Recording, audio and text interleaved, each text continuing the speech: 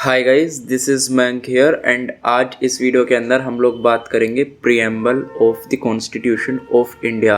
And अगर आप एक लॉ एस्पायरेंट हैं एंड आप किसी भी लॉ एंट्रेंसेस की तैयारी कर रहे हैं लाइक DOLLB BHULLB, तो ये वाला जो टॉपिक है प्रीएम्बल, ये आपके लिए काफ़ी इंपॉर्टेंट है बिकॉज इससे हर साल 1 से 2 क्वेश्चन आ जाते हैं and they are very straightforward question. तो अगर आप उन क्वेश्चन को पढ़ते हैं then definitely you could be able to solve those questions. तो आज इस वीडियो को कंप्लीट देखिए एंड मैं आज आपको प्रीएम्बल से रिलेटेड जितने भी डाउट हैं वो सारे के सारे क्लियर कर दूंगा and you would be able to understand the entire preamble in a more holistic fashion.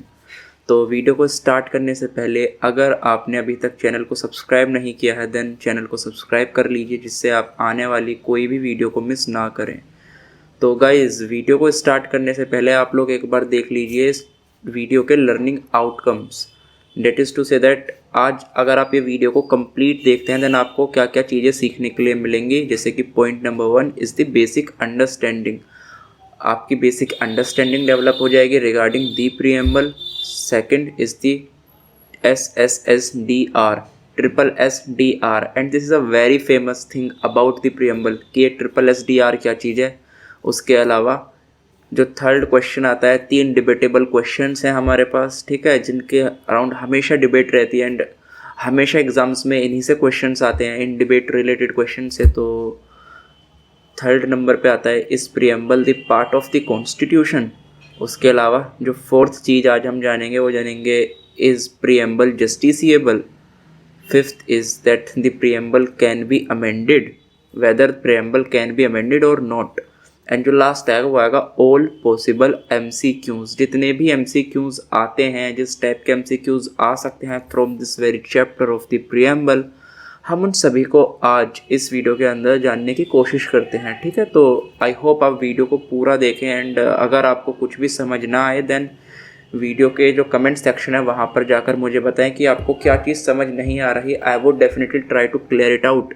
And इसके साथ साथ हम एक लाइव सेशन भी रखेंगे एंड जिसका शेड्यूल मैंने आपको दे रखा है, पूरे दिसंबर मंथ का शेड्यूल आपको मिला हुआ है जिसका लिंक डिस्क्रिप्शन बॉक्स के अंदर है। तो एज आवर शेड्यूल हम एक लाइव सेशन रखेंगे जिसके अंदर हम लोग सिर्फ और सिर्फ प्रीएम्बल के डाउट लेंगे। तो अगर आप आज इस वीडियो को देखते हैं, उसके बाद अगर आपको फिर भी कुछ डाउट्स रह जाते हैं देन आप उस लाइव सेशन को ज्वाइन करना जहाँ पर मैं आपको लाइव आपके जितने भी डाउट होंगे regarding the preamble I would clear them, ठीक है।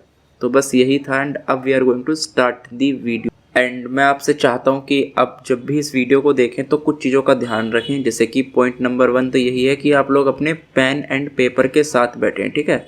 आपके पास हमेशा से एक कॉपी होनी चाहिए एंड जो भी मैं बताऊंगा इंपॉर्टेंट मैं बता दूंगा बाय द वे कि क्या आपको मार्क करना है, क्या आपको नोट डाउन करना है।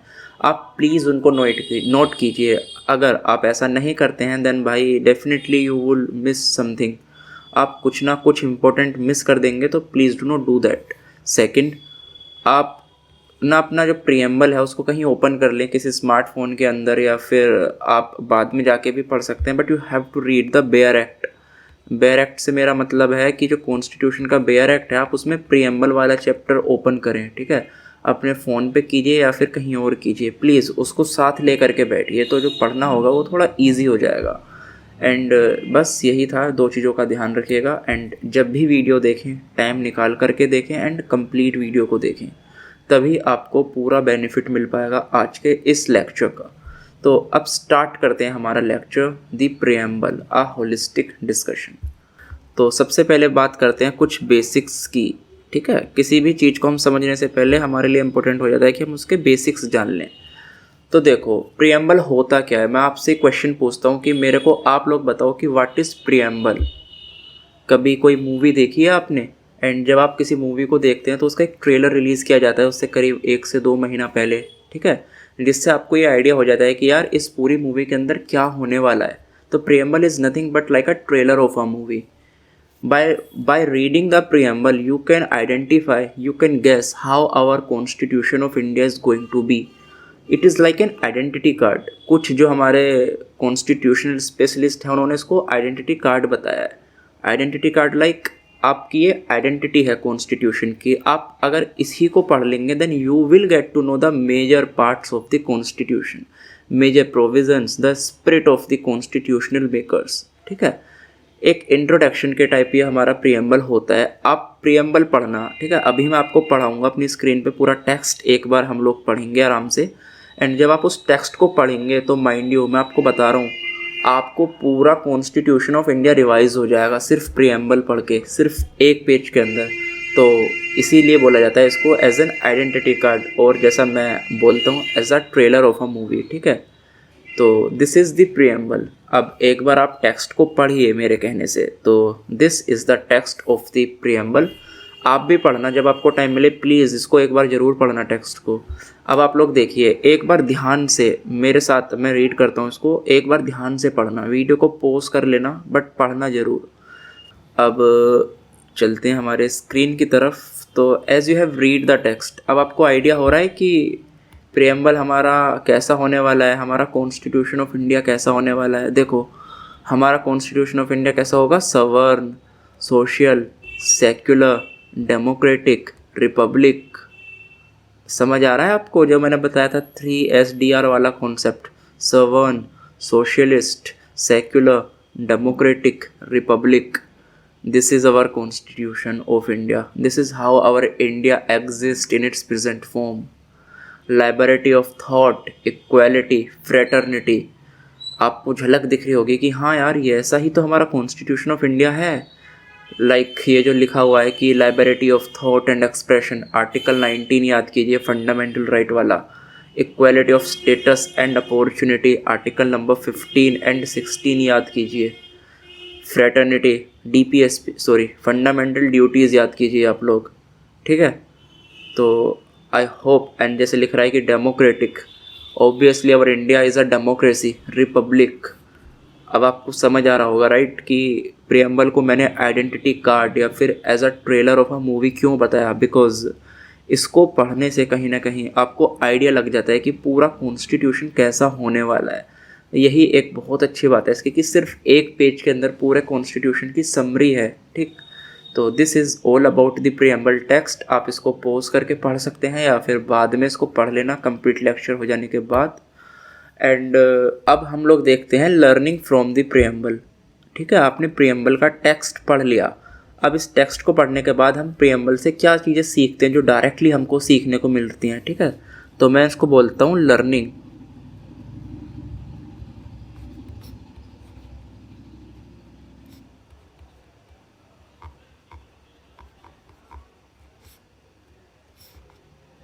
Learning from preamble.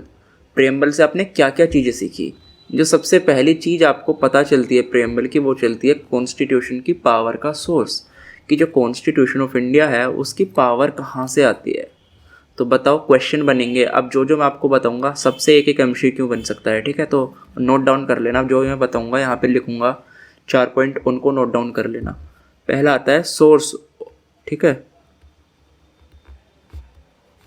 Source of power of the constitution. तो बताओ आप लोग, आपने टेक्स्ट पढ़ लिया एंड आपको आइडिया हो गया होगा कि जो कॉन्स्टिट्यूशन है वो अपनी पावर कहाँ से लेता है। क्या गवर्नमेंट से लेता है, क्या सुप्रीम कोर्ट से लेता है, क्या इलेक्शन से लेता है, कहाँ से लेता है कॉन्स्टिट्यूशन अपनी power. From we the people of India, right. तो इसका आंसर क्या है, पीपल ऑफ इंडिया, ठीक है ना भाई। तो प्लीज़ नोट डाउन करते रहना जो भी मैं बता रहा हूँ, बिकॉज दिस इज़ इम्पोर्टेंट। तो एक क्वेश्चन तो आपका ये हो गया। उसके बाद एक और क्या चीज़ हमने सीखा, nature of the Indian state, कि हमारा इंडिया कैसा होने वाला है। नेचर ऑफ इंडियन स्टेट, कि हमारा इंडिया एज अ कंट्री कैसा होने वाला है। तो इस प्रियम्बल में क्या लिखा हुआ है, secular, sovereign, socialist, democratic, republic. This is how our India is going to be, secular, sovereign, socialist, democratic and republic. उसके अलावा, इसके अलावा जो थर्ड आता है वो आता है ऑब्जेक्टिव ऑफ द कॉन्स्टिट्यूशन।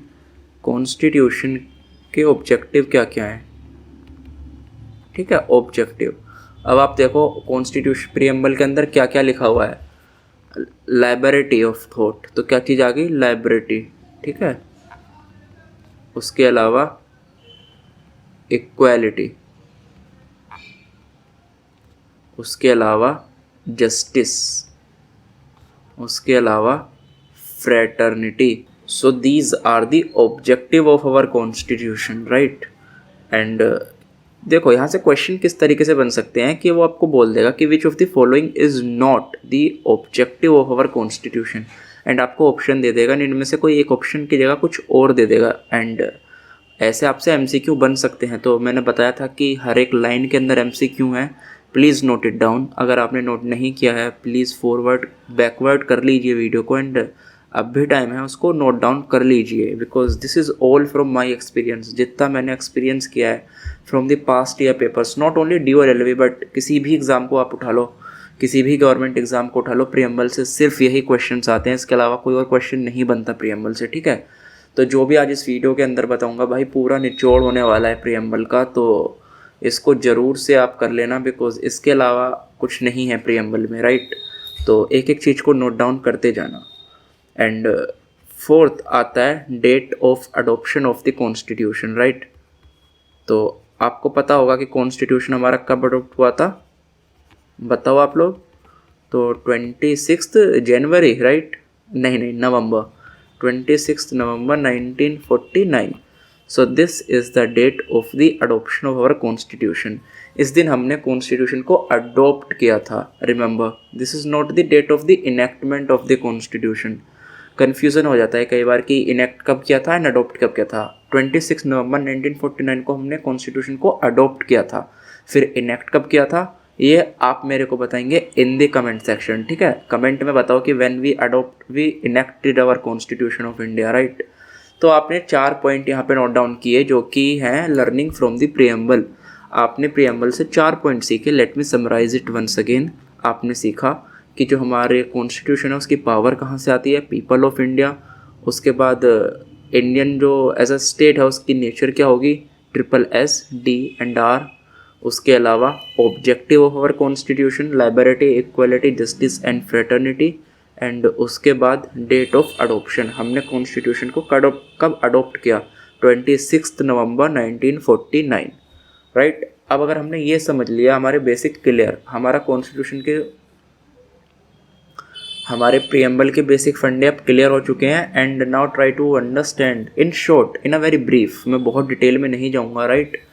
बहुत शॉर्ट में हम लोग समझेंगे SSS D एंड R का मीनिंग क्या होता है, ठीक है, क्योंकि वो ज़रूरी है यार समझना। तो एक बार उसको समझ लेते हैं and then we will discuss some latest questions, some very very important questions from it.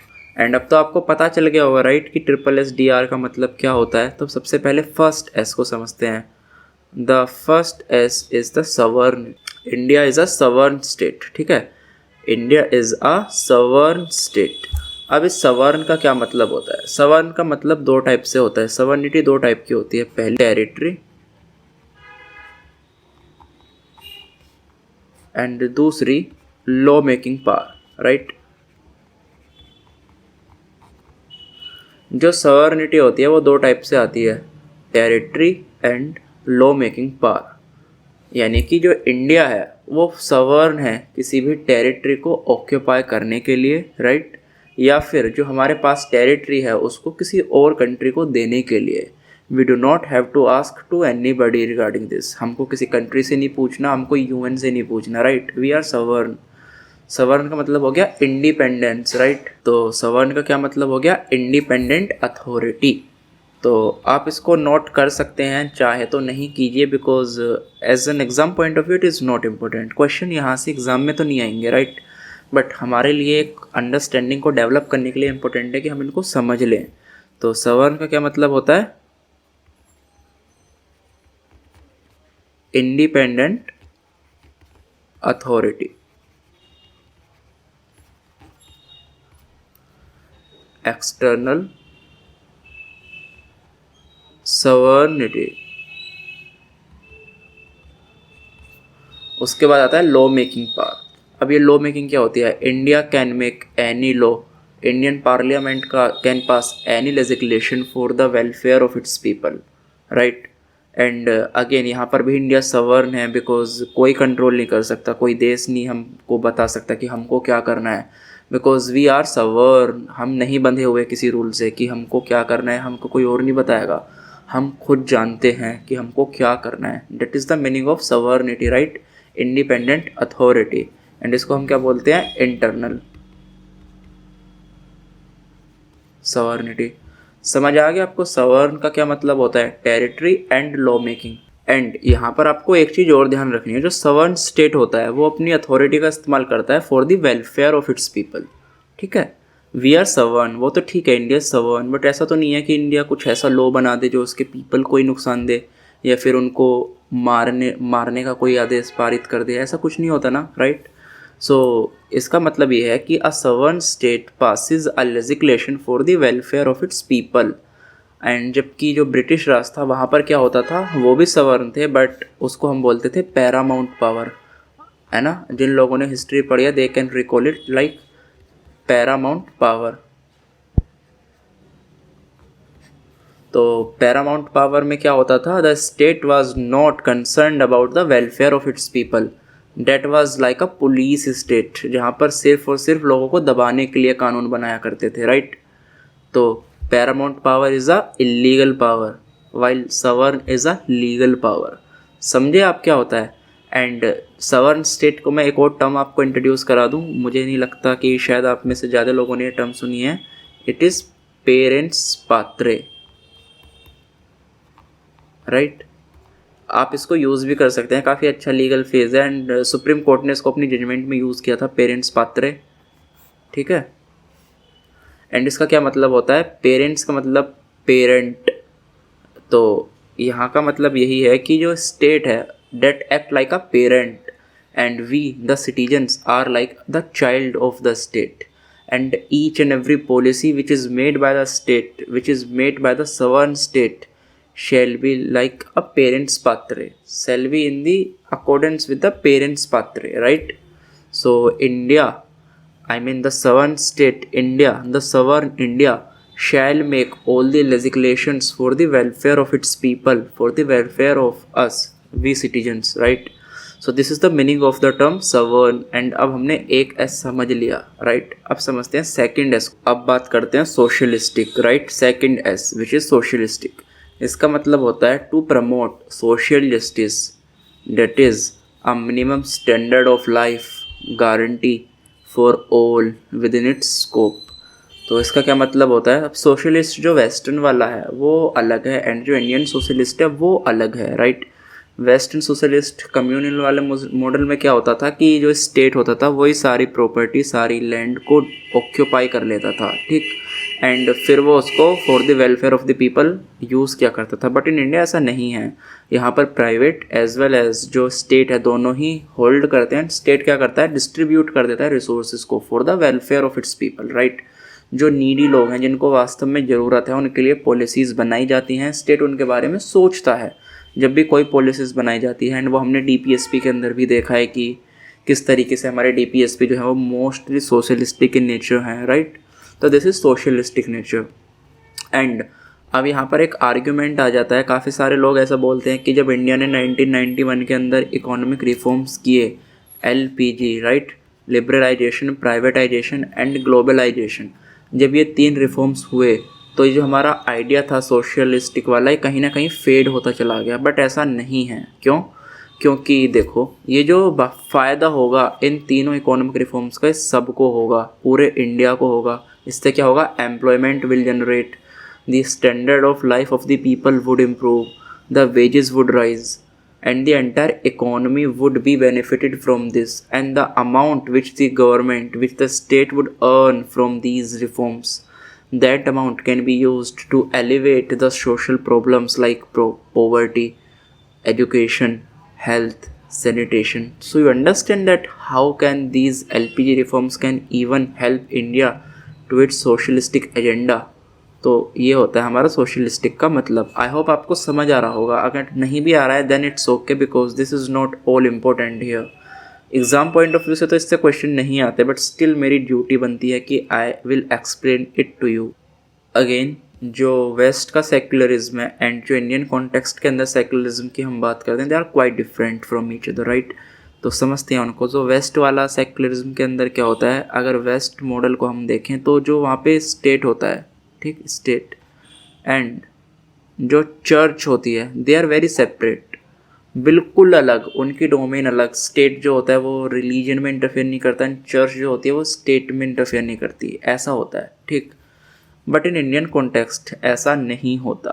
State will interfere and state can interfere in the matters of religion, ठीक है, क्योंकि हमारा जो कॉन्टेक्स्ट है वो बिल्कुल अलग है। यहाँ पर डाइवर्सिटी बहुत ज़्यादा है लोगों की, and you know that in every region there are some social and evil practices which are followed and which basically violate some of the fundamental right of the people. So here the Supreme Court or the government can pass the orders and legislations respectively to eradicate the same, ठीक। And जैसे कि सबरीमाला वाला verdict था तो उसके अंदर supreme court ने intervene किया। तो this is our Indian secularism where the state can interfere in the religion but within its ambit. Fourth आता है डेमोक्रेटिक, एंड इसका मतलब होता है डेमोक्रेसी, लाइक लोकतंत्र। तो you know that India is a democracy by the way, right. So मैं ज़्यादा इसमें नहीं बता रहा बिकॉज आई नो दैट कि you guys are not interested in it very much, but still I have to tell you this, right. Democracy का मतलब यही होता है। एंड यहाँ पर इंडिया के अंदर कौन सी डेमोक्रेसी है, parliamentary democracy, right, parliamentary form of government, parliamentary form of government यहाँ पर है। एंड यहाँ पर कौन सी डेमोक्रेसी को हम लोग फॉलो करते हैं, इनडायरेक्ट डेमोक्रेसी। तो डेमोक्रेसी जो होती है वो दो टाइप की होती हैं, एक होती है डायरेक्ट एंड एक होती है इनडायरेक्ट। अब डायरेक्ट के अंदर क्या होता है, यहाँ पे पीपल खुद से पूरी जो पावर होती है उसको यूज़ करते हैं, पूरी जो पूरी पावर होती है वो पीपल के हाथ में होती है directly, and they use it in the form of memorandum, in the form of plebiscite, right. आपको पता है कि 4 डिवाइसेस होते हैं डायरेक्ट डेमोक्रेसी के, तो उस तरीके से वो उसको यूज़ कर लेते हैं। लेकिन इनडायरेक्ट के अंदर क्या होता है, वी इलेक्ट आवर रिप्रेजेंटेटिव, इसको रिप्रेजेंटेटिव डेमोक्रेसी भी बोलते हैं, ठीक है। हम वोट देते हैं इलेक्शन में जा करके and we elect our representative and then they take the decisions on our behalf, they make the laws, they make the legislations, they run the country, they run the administration of the country, right. So this is the indirect democracy which is followed in India, which is followed in US, UK and a lot of countries. and direct democracy कहाँ होती है, Switzerland के अंदर। Republic का क्या मतलब होता है, and you know that India is a republic. Republic का मतलब होता है जो हेड ऑफ द स्टेट होता है, head of the state, right. मैं हेड ऑफ द गवर्नमेंट की बात नहीं कर रहा, I am talking about the head of the state.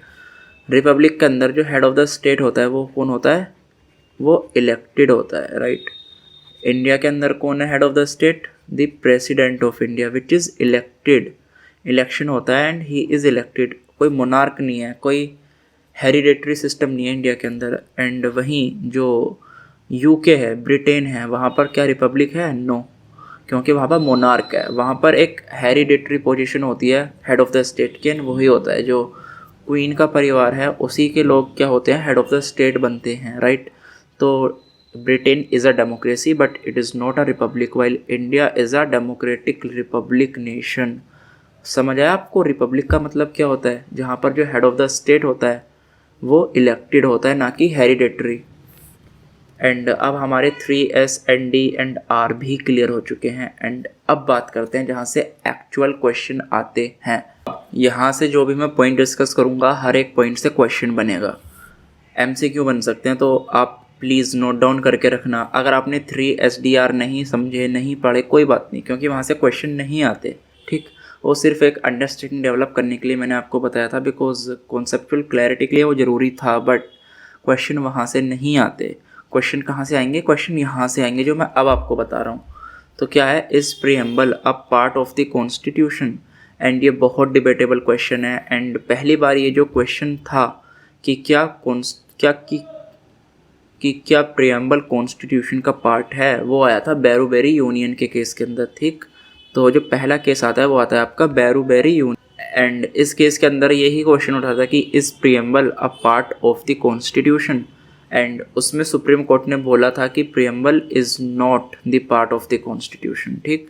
तो सुप्रीम कोर्ट ने मना कर दिया कि नहीं जी, प्रियम्बल पार्ट नहीं है कॉन्स्टिट्यूशन का, ठीक है। अब आप लोग देखो कि पॉलिटी कैसे ट्विस्ट होती है, एंड यही ब्यूटी है इस सब्जेक्ट की, पॉलिटी की, कि कभी भी बदल सकती है, राइट। इंटरप्रिटेशन पे डिपेंड करता है पूरा लॉ, कि सुप्रीम कोर्ट क्या बोल रहा है, जो सुप्रीम कोर्ट बोलेगा वैसा ही होगा, राइट। तो सुप्रीम कोर्ट ने जब मना कर दिया कि नहीं, preamble is not a part of the constitution, तो अगर आप उस समय एग्ज़ाम देते देन आपको बोलना पड़ता कि नहीं जी, कॉन्स्टिट्यूशन का पार्ट नहीं है। बट आप अभी 2022 के अंदर अब बैठे हुए हैं, तो अब क्या है केस। तो फिर उसके बाद जो नेक्स्ट क्वेश्चन उठा वो उठता है the famous Kesavananda Bharati. In the Kesavananda Bharati case जब ये क्वेश्चन वापस से आया कि is preamble a part of the constitution, तो इस बार जो सुप्रीम कोर्ट की लार्जर बेंच थी, द 13 जज, the largest bench ever in the history of India, उसने जो पुराना वाला केस जजमेंट थी बेरूबेरी की, उसको फ्लिप कर दिया, उसको ओवरराइड कर दिया, एंड बोला कि जो बेरूबेरी केस में कोर्ट का डिसीजन था वो गलत था, एंड जो प्रियम्बल है date is a part of the constitution. उन्होंने बोल दिया कि preamble is the part of the constitution. आप इसको लिख लें कहीं पे, नोट डाउन करके हाईलाइट कर लीजिए कि preamble is the part of the constitution, ठीक है।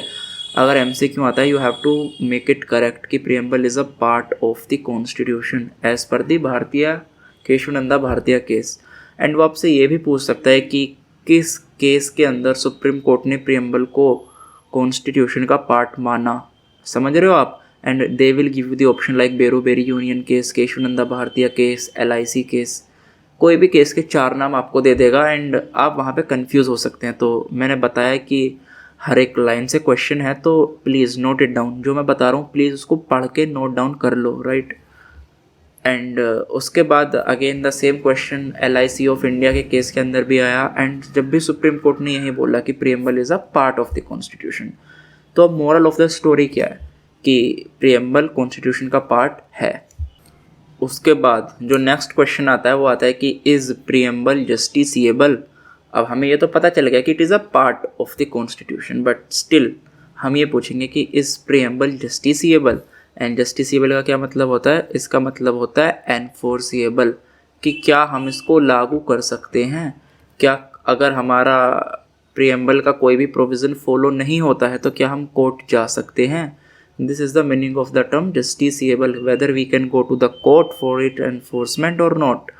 तो सुप्रीम कोर्ट ने बोला कि no, you cannot go to the court because this preamble is not justiciable. It is a part of the constitution but it is not justiciable like the DPSPs भी justiciable नहीं होते, ठीक है। तो इसका आंसर आता है no, preamble is not justiciable.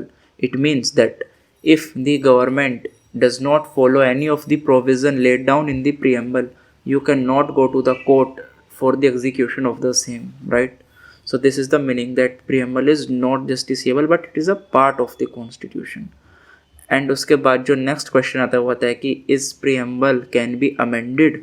And ये जो क्वेश्चन है कि क्या प्रियम्बल को अमेंड किया जा सकता है, तो ये क्वेश्चन उठता है केशवानंदा भारतीय केस के अंदर ही, राइट, जिसके अंदर सुप्रीम कोर्ट ने ये बताया था कि preamble is the part of the constitution. उसी के अंदर ये वाला क्वेश्चन भी आता है कि हमको ये तो कि क्या प्रियम्बल को अमेंड किया जा सकता है, कि क्या parliament by using its power under article 368 of the constitution can amend the preamble, ठीक है। तो क्वेश्चन यही आता है कि आर्टिकल 368 के अंदर कि क्या प्रियम्बल को अमेंड किया जा सकता है। And in that regard the court says that as preamble is the part of the constitution so you can amend it, आप कर सकते हैं, राइट। तो preamble can be amended, but यहाँ पर आ जाता है बट निकल करके, बट, राइट, लेकिन, परंतु, किंतु, कि आप इसको अमेंड तो कर सकते हो but with in the limit of the basic structure, समझ गए, the doctrine of basic structure which says that you can amend any part of the constitution but the basic structure should not be disturbed. And वो ही आता है यहाँ पर भी निकल के कि आप अमेंड कर लीजिए, आप अमेंड कर सकते हैं बट वो किसी बेसिक स्ट्रक्चर को डिस्टर्ब नहीं करना चाहिए, राइट। कि प्रियम्बल के अंदर लिखा हुआ है डेमोक्रेटिक, अब ऐसा ना हो कि पार्लियामेंट डेमोक्रेटिक को ही हटा दे, तो ऐसा नहीं हो सकता because democracy is the basic structure of the constitution. उसी पे तो कॉन्स्टिट्यूशन ऑफ इंडिया टिका हुआ है, ठीक है। तो कैन बी अमेंडेड, तो इसको भी नोट डाउन कर लेना कि yes but with in the ambit of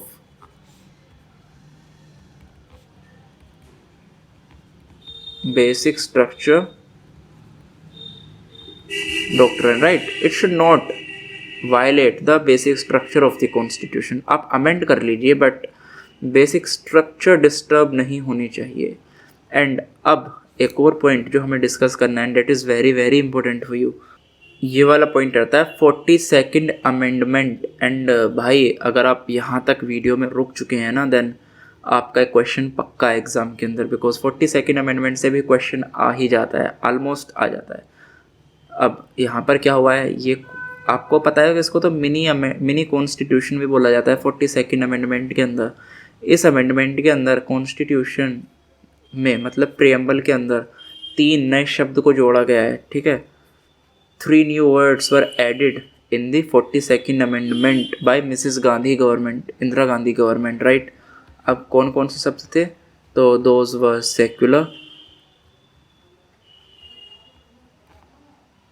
those were socialist and integrity.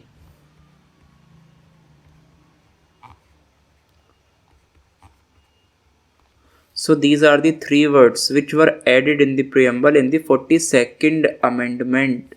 So if a question comes in the exam and examiner says that which of the following word is not added by the 42nd amendment, समझ रहे हो, and then they can form as many questions as they can by using the very same concept. So you have to remember that these 3 words were added in the constitution in the 42nd amendment by the Mrs. Gandhi, and you have to also remember the year as well, that कि these were added in 1976. तो वो पूछ सकता है कि कौन से साल के अंदर आपसे 3 शब्द जोड़े गए थे, कौन से अमेंडमेंट के अंदर जोड़े गए थे, एंड वो ये भी पूछ सकता है कि कौन सा शब्द जब कॉन्स्टिट्यूशन के अंदर नहीं था, when the constitution came into force, जब कॉन्स्टिट्यूशन बनकर तैयार हो गया तो इनमें से कौन सा शब्द कॉन्स्टिट्यूशन के अंदर नहीं था, समझ रहे हो। तो किसी भी फॉर्म में क्वेश्चन पूछे आपको सिर्फ ये 3 शब्द याद रखने हैं कि by the 42nd amendment in 1976 by Mrs Gandhi government,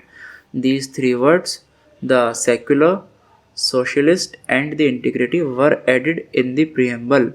and summarise अगर मैं आपको कर दूं तो preamble is like the identity card of it, and preamble is not justiciable. You cannot go to the court for its enforcement, and again preamble is a part of the constitution, and this is upheld by the Supreme Court of India in the Kesavananda Bharati case.